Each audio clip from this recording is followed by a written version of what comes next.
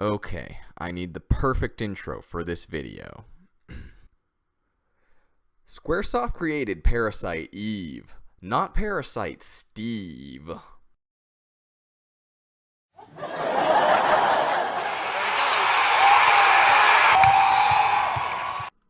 To understand what this is and why it offends so many people, first we have to understand where it came from. What we're gonna do right here is go back. How far you going back? Way back. The year was 1998, just 1 year after Final Fantasy VII had hit the shelves. Squaresoft was in what many people consider to be its golden age. These were the conditions that the first Parasite Eve game was released to. Square basically wanted to do two things with Parasite Eve. First, they wanted to explore new gameplay mechanics for action RPGs that they were considering adding to Final Fantasy. Second, they wanted to break into the budding survival horror game market that Resident Evil was opening up. So they made a game that was a fairly unique hybrid of both genres. The story of Parasite Eve follows Aya Brea, a rookie cop who has a very bad day off at the opera when not only does her blind date turn out to be a total loser, but everyone in the building except Aya herself and the lead singer on stage named Melissa suddenly spontaneously combust. Aya confronts Melissa, who seems to be the source of everyone, bursting into flames, and Melissa mutates and declares that her name is Eve before fleeing. Aya also is attacked by a bunch of mutated animals. Aya and her partner Daniel start investigating what's going on, while Eve leaves a trail of carnage in her wake. Aya also starts developing strange powers of her own. Finally, the two officers encounter a Japanese scientist named Dr. Maeda, who explains what's going on. And the explanation is a microbiology lesson. You see, scientists have had a theory that mitochondria actually started as separate organisms that became part of animal cells through symbiosis because they have their own DNA. With cores of pure selenium. Everybody getting this so far? And that's not something Parasite Eve made up. That's a real thing. Dr. Maeda explains that Eve is actually an intelligent, collective life form consisting of mitochondria in animals and humans all over the world. Eve was accidentally given the power to act independently by scientists in Japan who were experimenting with human cells. Those cells were used to treat Melissa, the opera singer, causing her to become completely taken over by Eve. Eve is tired of humans being in control, it seems, and is planning to give birth to the ultimate being that can rewrite DNA on a whim, thus having complete power over every living thing that has mitochondria in its cells, which would mean bye-bye for humanity and also all animal life. Aya has developed powers of her own because her encounter with Eve caused her own mitochondria to evolve thanks to something called selfish gene theory. This is pretty much the most bogus part of the game scientifically. It is a bit more justified in the bonus level, but this is getting a little too complicated already, so let's just skip over that. The gist of it is that Aya is the only one who can stop Eve because everyone else can't get close without mutating or bursting into flames. After much struggle and a lot of bullets, Aya saves the day and all of mankind, but she is left permanently transformed by the process and is no longer a normal human being. Parasite Eve was a success on all accounts, selling well and being very well received by critics for its unique blend of action, RPG, and survival horror, and for its darkly intellectual story. Now, the Parasite Eve video game is actually based on a novel by microbiologist Hideaki Senna. However, the game only takes the concept from the book of a mitochondrial collective intelligence that wants to overwrite humanity. The plot line and characters, aside from Eve herself, are completely different. Since Parasite Eve was so successful, it was only natural that Square would want to capitalize on that success with a sequel, which they did the very next year when Parasite Eve 2 hit the shelves. The story of Parasite Eve 2 picks up largely where the first Parasite Eve left off, with just a bit of a time skip. Now Aya has moved from New York to LA and from the police department to an FBI task force called the Mitochondrial Investigation and Suppression Team, or MIST for short. They basically deal with all the violent mutants that were left behind after Eve's rampage in the first game. Aya's investigation takes her to the town of Dryfield, which is almost completely abandoned and crawling with neomitochondrial mutants. She also meets private detective of questionable trustworthiness Kyle Madigan and discovers a secret underground shelter beneath Dryfield that was the site of a mad science experiment called the Neo-Arc Project, an attempt to create the next stage of human evolution by experimenting on neomitochondrial creatures. 3 guesses how well that worked, and no, you don't get to use a lifeline. The ARC project also cloned a new Eve using Aya's DNA as part of their plan to birth a new ultimate being. In case you had any doubt that these guys were going for a world record in not learning the obvious lessons. When Aya discovers that the new Eve is actually not an evil genocidal maniac, but just a scared little girl, she opts for rescuing her instead of putting a bullet in her head. Once again, Aya has to save the world, this time by stopping the Neo-Arc Project's mad science experiments run amok from completing their goal. Parasite Eve 2 had some drastic changes made compared to the first game. The graphics were updated, and controversially, the RPG elements were scrapped. Gameplay-wise, Parasite Eve 2 was turned into a Resident Evil clone, which many people feel was to the detriment of the game, especially since the execution was clunkier than in Resident Evil. Some people also criticize the lack of variety compared to the first game, since this game takes place almost entirely in the town of Dryfield and the underground shelter below it, with lots of backtracking through previously explored areas. Nonetheless, Parasite Eve 2 was mostly well reviewed and was a bestseller for the PS1, and many fans found it a worthy follow-up to the first game, with its maintaining of the spooky atmosphere, scientific themes, and the development of Aya herself as she continues to question her own humanity. So there you go, that was Parasite Eve 1 and 2. Roughly 20 hours of gameplay, backstory, and the public reaction to it in 7 minutes. Now you are ready to embark on the magical journey to explore all the different ways the third birthday graphically and disturbingly ravaged Parasite Eve's plotlines and characters.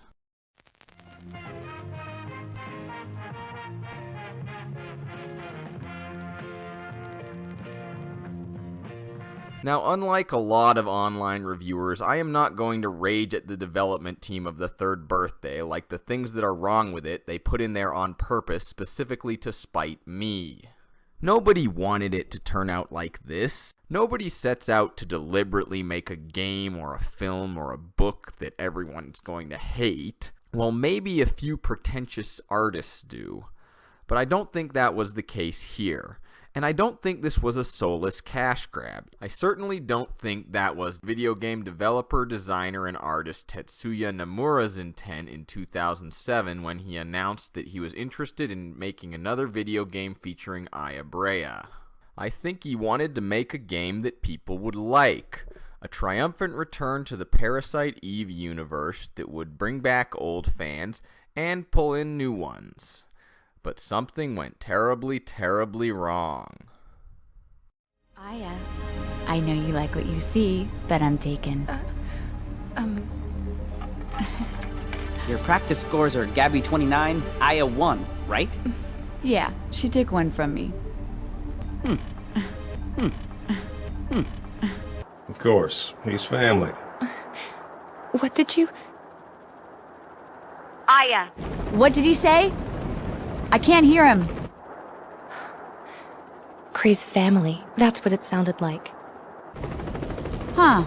And here I thought he was an eternal bachelor. Gabrielle, I can hear you. By doing some research, and by doing some research I mean reading the development notes on the Wikipedia article for the third birthday like a plagiarizing high school student the night before a term paper is due, I think I've gotten some insight into exactly what went wrong. First of all, a lot of people blame Nomura for the things that were wrong with third birthday, but in my opinion, this is way off base. It's true that Tetsuya Nomura was the one who got the ball rolling on the project, and he gave several interviews about things they were considering for the game early in development. However, Nomura was already busy working on several other projects, and was only minimally involved with the making of the game. He was only credited as a creative producer and character designer, and I'm not sure how much of that is just because he designed the characters back for the original Parasite Eve in 1998. The game was written and directed by other people, and honestly, I kinda have to wonder if Nomura being more involved would have benefited the project, since he was clearly the one with the most passion for it. Another person that people blame a lot for the problems with the third birthday is Motomu Toriyama, and they're a bit more right with this one. It is partially his fault, but not necessarily in the way that people are thinking. You see, Toriyama is credited with being the scenario director for this game, which a lot of people take as meaning that he was the one who is responsible for the bulk of the script. What that actually means, well, I'm just going to read from the Wikipedia article to give you an idea. Toriyama imagined story concepts such as the snowy New York setting and the image of a blood-stained wedding dress. Over the course of the development, he adjusted the plot numerous times to be more adult-oriented and to include complex narrative twists. You see, Toriyama was not the main writer. So what he actually did was he would write down all these story elements that he wanted in the game, such as a snowy New York and a bloodstained wedding dress. Then he would go to the actual writer, Toshimitsu Takeuchi, with his ideas written down, presumably on a cocktail napkin or a post-it note, and say, hey, here are some things I want in the game. Now write a script around this. Then he'd come back later with more post-it notes, with more ideas, and be like, hey, rewrite the script to include these. So that was how the script for the third birthday came together. Another very important thing to note about the development of the third birthday is that originally they planned to make it a cell phone game. Yes, the 3D rendered third-person shooter with over an hour of cinematic cutscenes was supposed to be a cell phone game. In 2007. They quickly realized that that was not going to work and switched the system over to PSP, drastically revamping a lot of their original concepts for the game in the process. The fact that the third birthday was never considered for a home console development, like the first two games were, reeks of executive meddling to me. And one final note on development. At one point they made a list of all the features they were considering putting in the game, and put it to a vote by the development team which ones would actually be featured. Are you starting to see the problem here? Reading through the development notes, I really get a sense that there was no single clear vision of what this game was supposed to be and what it was supposed to be about. And no, a blood-stained wedding dress and a clothing damage mechanic don't count. That is not enough of a framework to build a game on. What we ended up with was the product of a committee. And nothing good ever comes out of a committee, least of all art. So what exactly was the end result of all of this? What was the final product? Let's start out looking at what's generally considered to be the best part of the third birthday, the gameplay. The game is a straight-up third-person shooter action game. The horror elements are almost non-existent. People occasionally get bloodily mauled by monsters, but there's really very little in terms of building suspense or establishing a spooky atmosphere. The gameplay is organized around a central hub, which is the headquarters of the organization you work for. From there, you embark on various missions. Scenario objectives are pretty typical kill all the monsters, reach the objective, beat the boss stuff. The game has auto-locking and cover mechanics, as well as a few slightly more unusual mechanics to add variety to the gameplay. The first of these is the overdrive mechanic, which lets you possess the bodies of NPC soldiers scattered around every battlefield. In practical terms, this gives you the ability to teleport around the battlefield, but only to places where an NPC is. Health also gets refilled by doing this, so it's fairly important. Related to this is another mechanic called Overdrive Kill. By locking onto an enemy and charging up a meter, you can essentially teleport inside them for massive damage. And yes, they actually say that in the game. Catch the enemy off guard, and you'll do massive damage. And you attack its weak point for massive damage. Cute. The last game mechanic is called Liberation. By dealing enough damage to enemies, you can fill up a bar that allows you to temporarily enter a mode where you can deal increased damage, and also jump around like an acrobat. These mechanics add a bit of variety to the gameplay, which is nice. However, they aren't quite as original as some people who are fans of this game seem to make them out to be. If you've played a shooter where you can lock onto an enemy and charge up an attack, if you've played a shooter where you can give yourself a temporary stat boost, and if you've played a shooter where you can switch between different characters in the middle of gameplay, the mechanics of the third birthday are going to feel very familiar to you. Overall, I would describe the gameplay of the third birthday as perfectly adequate. There's not a whole lot to complain about, but shooters aren't exactly a starved market, and there are a lot of games that do very similar things just as well and have other advantages, like being on a console and having multiplayer, and not having 5 to 15 minutes of terrible cutscenes between each mission. That dream again. You were having that dream again, weren't you? A girl who looks like me. The world is changing. Was watching the Black Panther trailer. They said the line, which I now hate. The world is changing. And then they say it in the Spider-Man movie. Michael Keaton says it. He says, the world is changing. The world's changing. The world is changing. The world is changing. Can you stop using that phrase? The world is changing. The world is already changed. The world is still changing. The world's starting to change. It has changed. It has changed. It is no longer changing. It has changed. The process of changing is over. The thing about the gameplay for the third birthday is they really could have made it anything. The first two games had drastically different gameplay styles. A lot of people probably would have liked it if they'd given an update to the RPG action survival horror gameplay that made the first game so beloved, but the gameplay was not really a defining feature of the Parasite Eve series. So what is a defining feature of the Parasite Eve series? Well, after third birthday, nothing really. Before the third birthday, if you asked someone what the Parasite Eve series was about, they'd pretty much have one of two answers for you.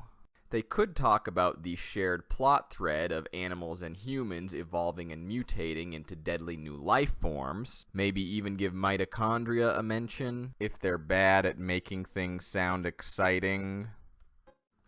Or they could talk about the protagonist, Aya Brea. Aside from being pretty much the series mascot, more so than the actual Parasite Eve in the title, Aya is the heart and soul of the Parasite Eve games. Sure, it helped that she was pretty easy on the eyes, but Aya brought a lot more to the series than that, adding a vital human element that people could empathize with in a story that otherwise could feel very dry and overcomplicated, given that it revolves heavily around science, politics, and technobabble. Aya's character is very consistent throughout the first two games. You look at the first part of the first game, and it firmly establishes what kind of person Aya Brea is. Hundreds of people have just been lit on fire and burned to death by unknown means, and she doesn't even hesitate. She pulls her gun, tells her date to get out of there, and immediately goes to confront the person she thinks is responsible. And when Eve runs, Aya chases her and fights her way through a bunch of mutant rats to confront her again. Now, she didn't have to do any of that, Mutant animals and people catching fire through apparent sorcery are probably above a rookie New York cop's pay grade. At any point, she could have just left the opera house and filed a report. We see this woman throw herself into danger time and time again in these games because she has this drive, this sense of duty and responsibility to protect people and to bring killers to justice, even if those killers happen to be superhuman monsters. Aya in these games is brave. She's assertive. She's certainly not aggressive or cocky, but she stands up for herself and her morals. She doesn't let people walk all over her. And while she's strong, she is vulnerable. Time and again, we see Aya express her fears that the changes she's going through will cause her to lose her humanity and become a monster like the first Eve. She's just a good character. You enjoy learning about her, and you want to see her succeed.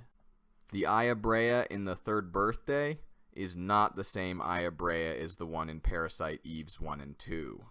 Now, Third Birthday Aya is a subtle, complex character that it's difficult to do justice to with mere words. So I'm just going to give you a brief little...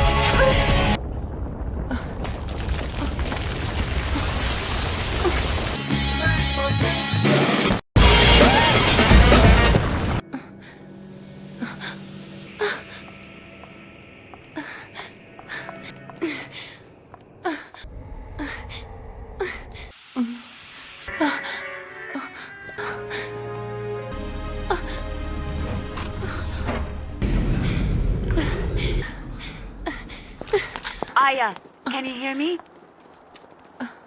Good luck.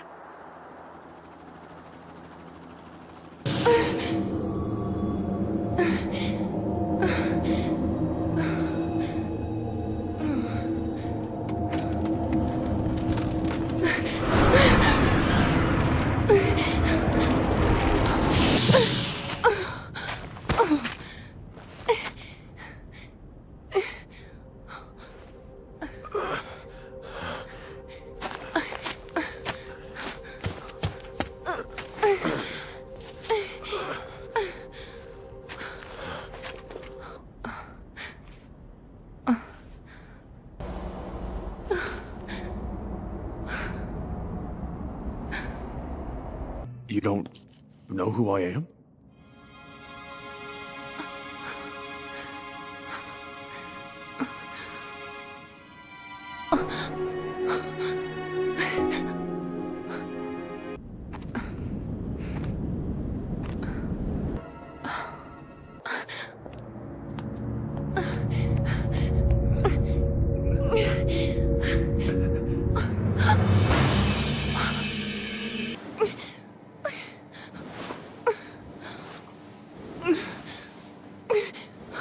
I can't imagine why one YouTube commenter called the cutscenes for this game Sex Noises the Movie. So Third Birthday Aya is basically every annoying female character in a horror movie. Aya even has noticeably less muscle mass than she did in Parasite Eve 2 and in the promo art for the first two games. But hey, there's reasons she's acting different in this game. Aya has amnesia. That makes it all better, right? No. Even if we give ourselves our own amnesia and forget all about the first two games, And just take third birthday Aya on her own merits, she is not a likable or interesting character to play as. And I'm not saying that protagonists in video games need to always be super tough and not show fear. That is not the issue. Survival horror games in particular have a long and proud tradition of protagonists that are weak and even borderline helpless. Games like Clock Tower, Haunting Ground, Silent Hill Shattered Memories, and pretty much all of the Fatal Frame games have protagonists who are constantly frightened, can't run very fast, and have very limited means of defending themselves. The vulnerability of the characters becomes the vulnerability of the player. You feel like an underdog with the odds of survival stacked against you. Aya is not vulnerable in the third birthday. It's not a survival horror game, it's an action shooter, and she has access to machine guns and superpowers. The result is this weird dichotomy where during gameplay, Aya will be gunning down hundreds of monsters, and then the next minute in a cutscene she'll be whimpering and gasping again. And no matter how many giant abominations she kills, she never gets noticeably more confident, and other characters continue to treat her with no respect. You gotta be shitting me. Entire troops were annihilated, and you're sending her? Given that troops like the ones you're talking about have been dying in droves all game, and I'm the one who's actually been accomplishing everything, yeah, I'd say that's what we're doing. Everyone's scared of those eyes that can see into your soul. Really? People are scared of me? Because I did not get that impression. They seem mostly condescending. So, they're sending a rookie, huh? That's comforting. Your practice scores are Gabby 29, Aya 1, right? Yeah, she took one from me. Or even abusive. You look like you've seen a ghost. Boss, don't do this! After all, it's like she's one of them. I know who those eyes belong to. A lost little girl who was left behind. Yeah, lost, scared little girl who keeps getting picked on would probably be most accurate. Third birthday Aya is so passive in all of her cutscenes. I don't play video games to feel pathetic and be bullied. I finished middle school some time ago, thank you. So the Aya you play as in the third birthday is nothing like the Parasite Eve Aya that most people who got this game actually wanted to see. Instead, you get a rather one-dimensional wet blanket who will either annoy or depress you, depending on how much empathy you have for fictional characters. Great. But enough about Aya. Let's look at the third birthday's stellar supporting cast of jerks, losers, and morons. First up is Hyde Boar. More like Hyde Boring. Boar is the chief researcher at CTI, the organization that Aya works for. He gives her mission briefings, exposition, and personal advice early in the game. Honestly, he's pretty generic. Something happens later in the game that changes all of this, but that's a huge spoiler, and I'm not giving spoilers until I give my breakdown of the plot. During an overdive, if your soul dies, you can't return to your body, which means, technically, you die. Thanks for warning me about that 30 seconds in advance, Dr. Boar. Probably good to know. Next is Dr. Blank, the computer guy, whose name is Dr. Blank. It doesn't even have a first name, it just says McLovin! What? What name? What name? Who are you, Seal?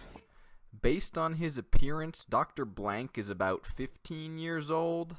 He says you're 25 years old. Why wouldn't you just put 21, man? Like Dr. Boar, Dr. Blank gives you advice during gameplay. I think he's supposed to be the funny, quirky one, but he just comes across as a punchable hipster. The goal is to save Cray and to destroy the big orb. I thought there was only supposed to be one goal.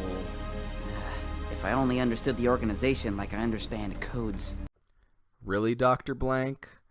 That was too confusing for you?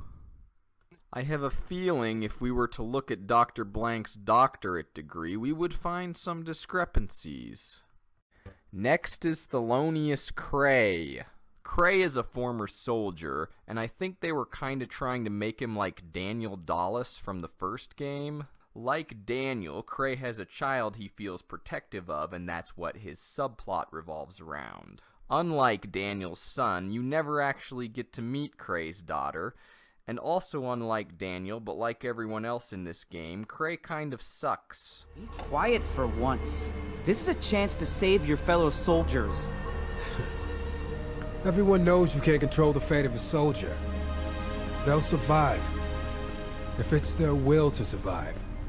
Well, you heard it here. You can't control the fate of a soldier.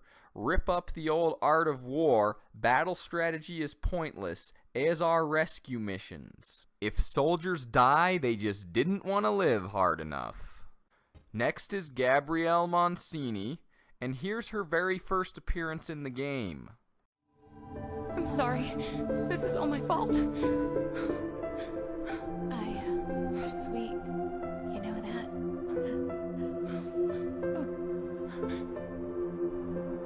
You take care. Gabrielle? What you say? Oh, that you only meant well, 'cause you Gee, did. this tragic emotional scene might be a little more effective if I had any idea who this was. Her first scene, before you even know her name, is Aya hallucinating a flash forward to her death.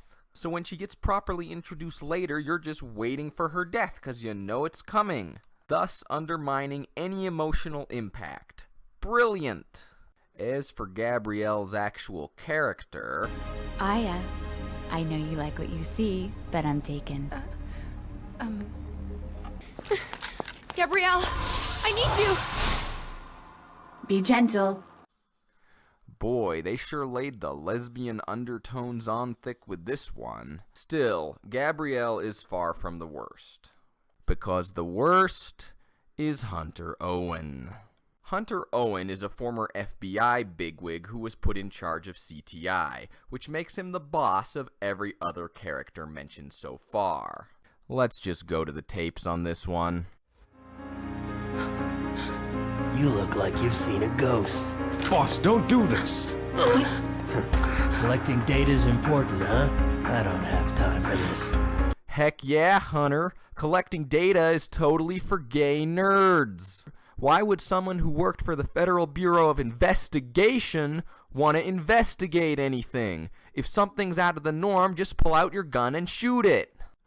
Also, isn't it great that this guy can pull a gun on one employee and pistol whip another one and suffer no consequences? I mean, I can understand why he's so vital to operations here, the way he doesn't plan any of the missions and tries to actively sabotage things because...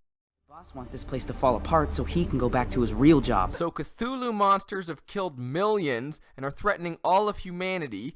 This agency was formed to bring them down, and Hunter Owen doesn't have time for that crap. He wants to get back to his real job, stopping people from selling bootleg DVDs. He doesn't really believe that the past can be changed. Yeah, this reason is actually total garbage. First of all, when you use the overdive system to go into the past, people at headquarters are watching you the whole time and giving you advice. So proving to Owen that the overdive system works would be incredibly easy. Secondly, Owen knows the overdive system works because in his last stupid involvement in the storyline, he tries to get Aya killed by sending her to the past. So Owen has decided for no sane reason that the working time machine they have is useless. I mean, why would he want to waste his time with something like that when there are madmen out there pirating things on the internet? You might also have noticed that Hunter Owen has a massive hate boner for Aya. You may expect there to be some kind of understandable reason for this, but you are giving the writing here way too much credit. Owen thinks that Aya is really just like the Cthulhu monsters they're fighting, and the reason he thinks that is... There is no reason. He just decided it randomly. Remember, this is a guy that thinks taking the time to make well-informed decisions is for lame dorks. And he hates Aya so much that he uses knockout gas on everyone in his own headquarters so he can take over and try and get Aya killed, even though she's never been anything but completely cooperative. I been waiting for this moment. Goodbye, Aya Brea. And we're expected to believe that this dumb, petty Saturday morning cartoon villain became a respected member of 2 different government intelligence agencies. Hunter Owen is an awful character. None of his motivations make sense. He's only there to pad out the story with more conflict. They could have hired a homeless meth head, and he would have run the agency better than this. Thanks, Obama! No, really, this game is set in 2012, and according to supplemental material, Owen was appointed by the president, so this is all Barack Obama's fault. That's canon. You don't even get the satisfaction of killing Hunter Owen or watching him die in a cutscene. He dies off screen. It's a complete bust. So that was the characters who originated in the Third Birthday. And they're all bad.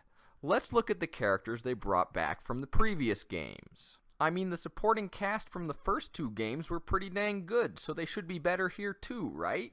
Well, let's just take a look. First is Kyle Madigan.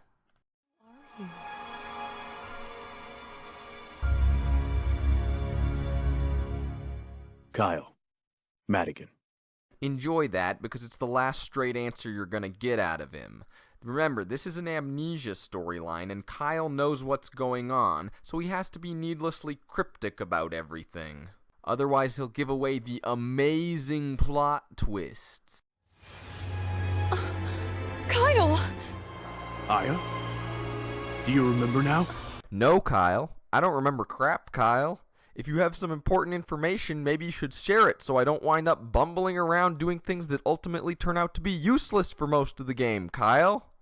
No? Okay. Glad we had this talk, Kyle. When he's not being vague and cryptic, Kyle spends his time putting the moves on Aya like he did in Parasite Eve 2. I know you, Aya.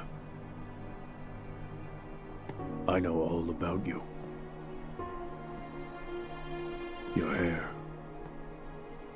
Your back. Her back? That's kind of a weird spot to fixate on. I guess that's just the kind of steamy romantic writing you can expect from the sizzling pen of Toyota Sushi Tamagotchi. Well, Maida's back. Maybe Japanese scientist exposition man can explain some things to us. This is our chance. We can definitely get Eve back. Nubile body with your DNA. Fascinating. Oh dear. Well, all I can say is that nobody better get offended by jokes I made in this video when Square Enix did this to their only canonical Japanese character in the game. Never tire of seeing your exquisite overdive technique. Maeda was just a slightly awkward Japanese scientist trying to save the human race. Why did they turn him into an incredibly creepy pervert who's probably not allowed within 500 feet of a school or Chuck E. Cheese's? Nubile body with your DNA. Fascinating. I mean, was this the localization team's fault? Listen to me, Aya. You're here. You're real. If you're hurt, it's okay to cry. I mean it. Letting your emotions out will help heal your wounds. I know it will.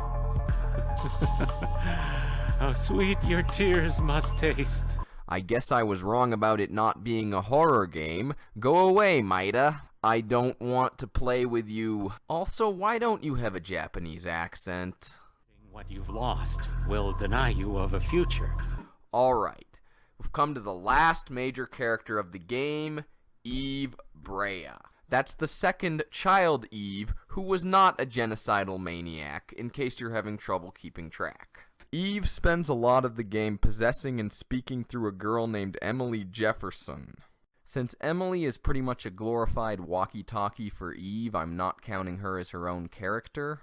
As a character, Eve basically has the same issues as Kyle Madigan. Like him, everything she says has to be vague and cryptic to not give away the plot. Also, Eve might not exist anymore. Aya is seeing the possibility of Eve's existence. She's seeing the possibility? Yeah, it's one of those. So that was every major character in the third birthday, and none of them are fun or interesting to be around. Now that we've seen the cast, let's pull back the curtain and take a look at the play.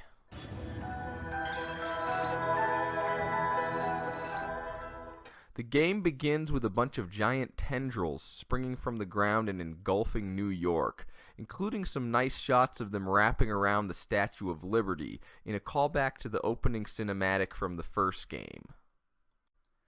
Credit where it's due, this opening cutscene is effective. The third birthday has some big problems, but the graphics and visual presentation aren't one of them. For the PSP, the game looks pretty good. In fact, if you ignore everything else and just enjoy the pretty imagery, a lot of the cutscenes are quite beautiful. But as soon as the plot-relevant dialogue starts up, things start going downhill. I just got word from the Seismic Institute. They've confirmed this is not an earthquake of any sort. Roger that. From here on out, we'll refer to it as the Babel. So you know almost nothing about this thing except it's not an earthquake. And you decided to name it after the Tower of Babel in the Bible? I don't exactly know how they do these things in Japan, but here in America, we don't really mysticize our disasters like that. You didn't really get a lot of people calling 9/11 the Spear of Destiny. Then we jump to CTI headquarters, and a year forward in time. As I explained in the characters section, CTI is the government agency that Aya works for now. Mist from the second game is gone. You see, the giant Cthulhu monster, the Babel, spawned a bunch of smaller Cthulhu monsters called Twisted. They're called Twisted for the same reason the Babel is called the Babel. That is, no reason at all. They really put a lot of effort into making things sound scientific in the first two games. Here they don't even try.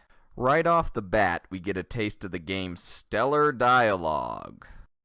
Rally with the National Guards and aid in the destruction of the Big Orb. Yes, sir. Now I know how a father feels in this kind of situation. No soldier has seen the heart of the Babel and come back to tell his tale. Well, you know the basics. Now, let's see how you do. I didn't know you had a daughter. For all you know, I don't. So the only thing I edited out there was Cray's introduction title card, which I played earlier in the video. There are no missing lines of dialogue. Cray says, "Now I know how a father feels in this situation," and I assumed that he was talking about Aya going into a dangerous situation. But then they start talking about his actual daughter. Now, you can go watch the rest of the scene from the beginning on YouTube. I promise you, he says nothing about his daughter before Dr. Blank says, "I didn't know you had a daughter." This isn't getting into any of the time travel or amnesia stuff. This is just a couple of coworkers talking about their families. And there's no logical flow to the conversation. And a lot of conversations in this game have that same weird, disjointed feel to them. English translated into Japanese back into English again. I'm going to start summarizing the storyline now, because if I went over every awkward, terrible piece of dialogue, this video would probably be longer than the game. The first 2/3 or so of the game involves Aya being sent on missions by CTI to stop the Babel and the Twisted using their time machine. The time machine is called the Overdrive system, and it works by sending her soul to the past to possess the bodies of various soldiers that are fighting against the Babel. This all sounds so much worse when I say it out loud. The Overdrive system only works on Aya, presumably due to her freaky mitochondria powers. Your goal during this part of the game is to destroy the Big Orb. You'll know this because you're told so repeatedly. The objective is to destroy the Babel's core, the Big Orb. Rally with the National Guards and aid in the destruction of the Big Orb. The goal is to save Cray and to destroy the Big Orb. Aya never actually destroys the Big Orb. You destroy something called the Queen, which apparently is the same thing, because this totally looks like an orb. When not trying to destroy a big orb that isn't an orb, Aya spends the rest of her missions cleaning up after other CTI members because CTI is a terrible organization staffed by dysfunctional, incompetent people. I've already talked about Hunter Owen's role in the story, now let me talk about Thelonious Craze. Cray gets killed in an early mission, so you have to go to the past to save him. Then later he goes on a mission with some soldiers to destruction of the big orb. And then when they get to the core of the Babel, Cray has a hallucination that his daughter Isabella is inside it. This makes Cray go cray-cray and kill all the soldiers he's with to keep them from trying to destroy the big orb. Doesn't that just give you a warm, fuzzy feeling of accomplishment? This was the moment when I started thinking maybe CTI needs to just stop helping. Anyway, Aya gets in on the hallucination action and sees Eve. Aya meets Kyle just kind of randomly, and they talk, but she doesn't learn anything useful. Then Kyle blows up CTI and kills Dr. Blank. I was less put out by this than the game makers would probably have liked. CTI was a menace. Aya disagrees with me on that, though, so she confronts Kyle on top of a building. She shoots Kyle off of the roof, and he goes Super Saiyan and transforms into a giant Cthulhu monster. Oh yeah, Emily Jefferson did this earlier in the game too. It just happens occasionally. So you fight and defeat the Kyle monster, and it turns back into normal Kyle. He tells her that he did all that stuff because his body was taken over by the Twisted, and then he dies.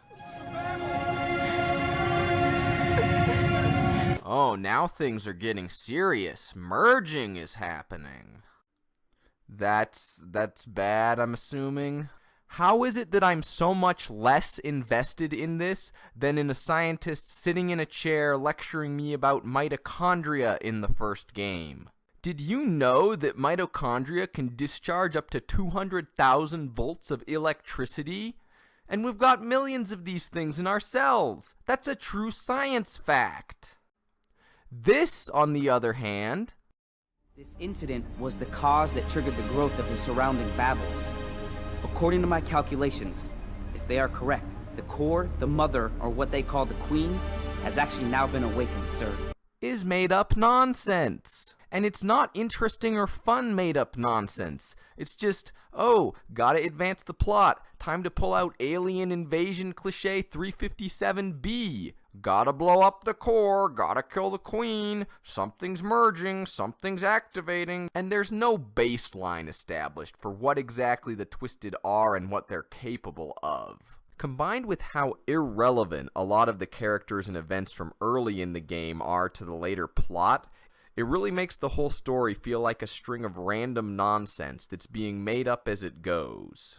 Enemy has recently been detected trying to take the Grand Babel from the Twisted. A new enemy? Like a new species or something? Yes, an intelligent species that can take the form of humans. I've dubbed them the High Ones. They're a new and powerful race. I take it all back. Clearly, this was foreshadowed from the beginning. There's another race of Cthulhu monsters, except they're smarter and can turn into humans, and Dr. Bohr is one. But can you use your amazing idea brain now to help us stop the terrorists? What if it turns out they aren't terrorists, but they're actually werewolves from the future? No, they're terrorists. They've been linked to Al-Qaeda. But what if Al-Qaeda, it turns out, is the group being terrorized by aliens? No, that's not an idea. That's a twist. We need ideas. How about we make everyone think that terrorists attacked us? But really, we were all already dead. So, for reasons that are vague but evil, Hyde Bohr wants to go back in time to something called Time Zero that's been vaguely mentioned as being really important throughout the game. And he can do it even though the time machine got destroyed because the Babel is also a time machine. The Babel is an overdrive system? That's indeed the case. Although it must be hard to believe, I know science is never wrong. Now might also be a good time to mention that Aya has been having these reoccurring dreams throughout the game, where she's marrying Kyle and then they both get shot, and then she crawls over and picks up a gun, and it's implied to have something to do with Time Zero. So Aya confronts Boar in the Babel, and he gives her an entirely too long speech about his evil plan. He's basically the most generic anime villain you can imagine now. I have been trapped in the ring of time.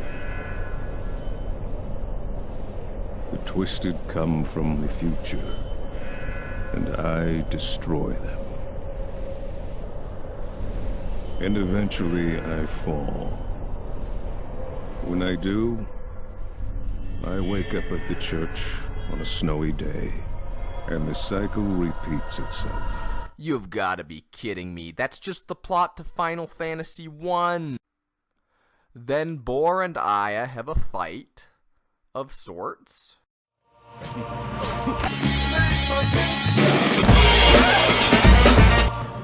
You scared, Aya? Or are you, in fact, enjoying this? Classy. And turn down the music volume here, because geez. I can handle this. Everyone else did. What the hell are you talking about? What the hell does this have to do with anything? Tell me what's happening! Then come. I will be the one to show you the truth. He proceeds to tell her a big fat lie. He shows her some more of that dream vision she's been having and convinces her that she killed Eve. It's not true, and I'm not really sure what his motivation is for doing this either. She cries, of course. They fight one more time in a new location, and then finally we're done with this awful villain's inane ramblings and we get to go to Time Zero. At last, all will be explained. The twistiest of plot twists await us. Make sure you're sitting down. You see, the Aya you've been playing as all game was actually Eve all along in Aya's body, because Aya was getting married to Kyle, and then a bunch of SWAT team members busted into the church for no reason and shot everyone. So Eve tried to save Aya, but accidentally wound up possessing her body, and Aya's soul and Eve's body wound up being hurled through time and turning into the Twisted and the High Ones.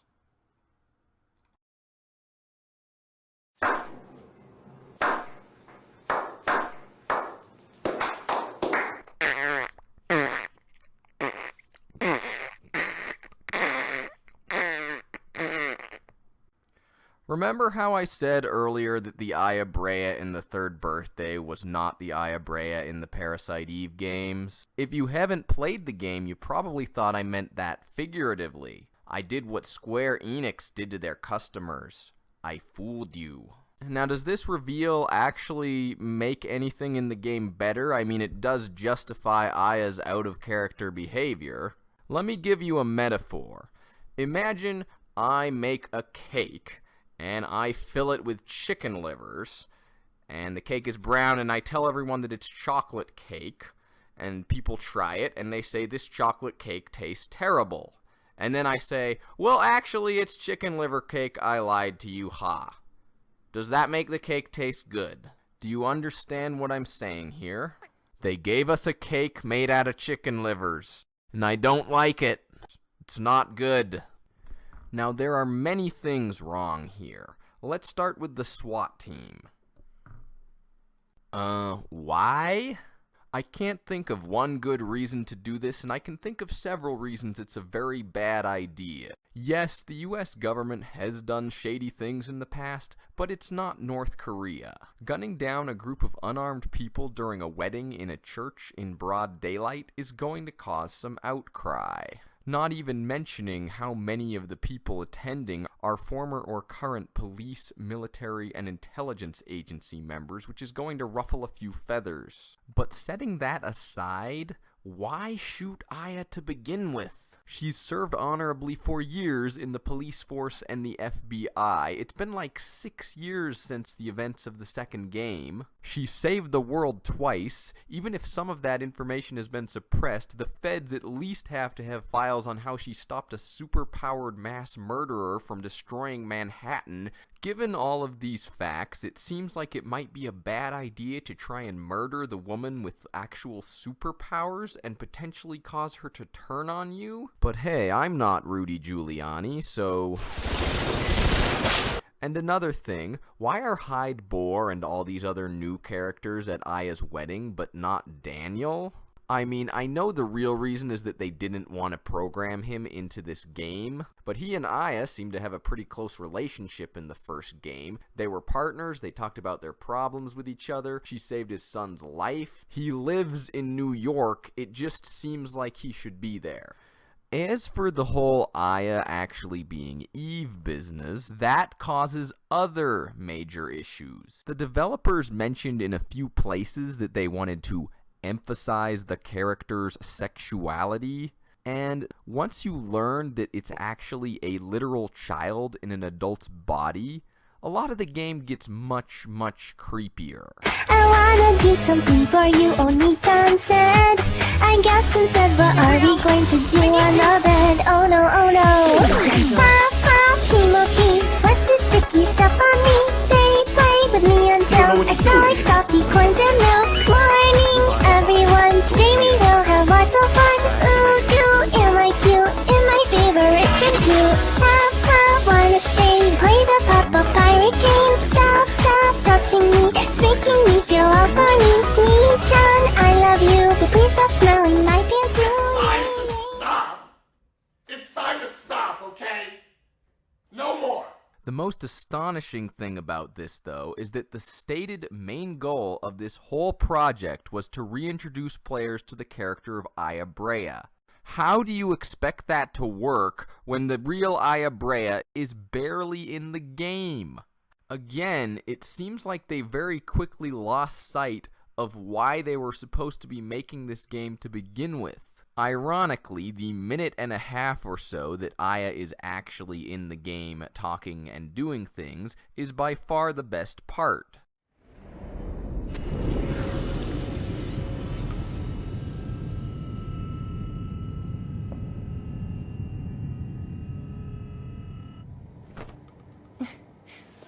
Leave her alone, will you?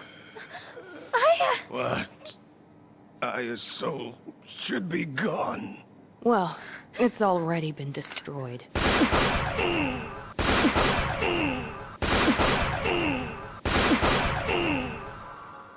Sweet dreams. She's actually in character here, and it's nice to have just one character who's likable and competent. And then, of course, you have to kill her. The idea is that if Aya dies here, her soul can't be sent hurtling through time and turn into a bunch of monsters, thus completely erasing almost all the events of the third birthday story from existence. A very noble goal, to be sure, but it still feels like a huge slap in the face after spending the entire game with a fake Aya, and finally encountering the real one. Aya does make a pretty great audience surrogate right here. Look at her, she's like, I want out, Eve. Pump my heart full of hot lead so I can feel the sweet escape. I always wanted to be just like you. You're so strong, and you're so kind. Yep, she's a pretty cool lady. Maybe she should be the star of her own game. Imagine what that would be like. So Eve grants Aya's request and busts a cap in her, but not before switching bodies again.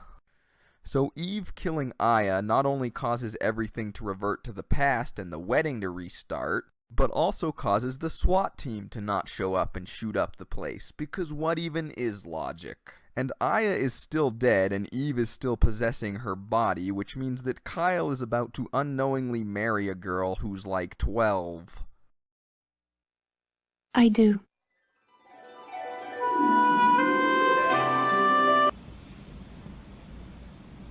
I don't like where this is going.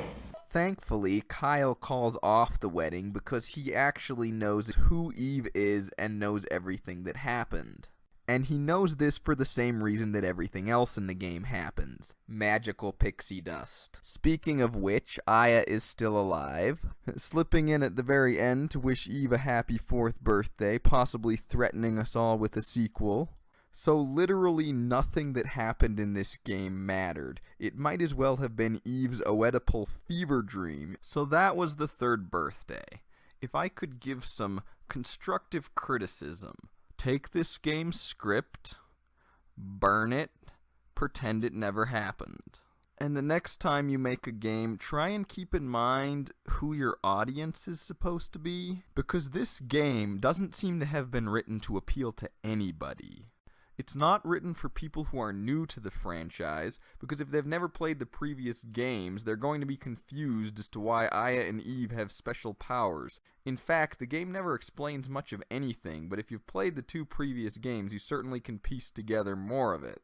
But it's not for fans of the franchise either. It's such a huge shift in tone and themes, and it does 100 other little things, like change a major character into a pedophile for no reason. At their hearts, the other 2 games were actually fairly simple Frankenstein's monster stories, with the twist that the monster was inside all of us all along for extra creepiness. The 3rd birthday has one of those extremely convoluted plots where a bunch of inexplicable things happen as a result of magic. Even in Final Fantasy, people don't like this stuff. And it's much worse in a contemporary setting that's supposed to be grounded in science. And it's not like every game needs to have an amazing story. It depends on the kind of game it is. The problem is, the people that cared the most about this game, the dedicated fan base who waited 10 years for it, they cared about the story. They cared the most about the story. And unsurprisingly, most of them hated it. The result was that while the game sold well initially, and was actually fairly well reviewed, the returns diminished quickly. The people who cared about the game disliked it for the terrible story, and the people who liked the game for other reasons like gameplay and the shiny presentation just didn't care all that much. To the point where it's now questionable whether there will ever be another Parasite Eve game. If there is, I just hope it's called Parasite Eve 4 and not the 4th birthday. 10 years wait, played the game, plot didn't make a lot of sense at first. Then they gave an explanation that only made it worse. Why is the girl not the same? She was cool before, but now she's rather lame. What a shame. Singing oh, oh, oh, singing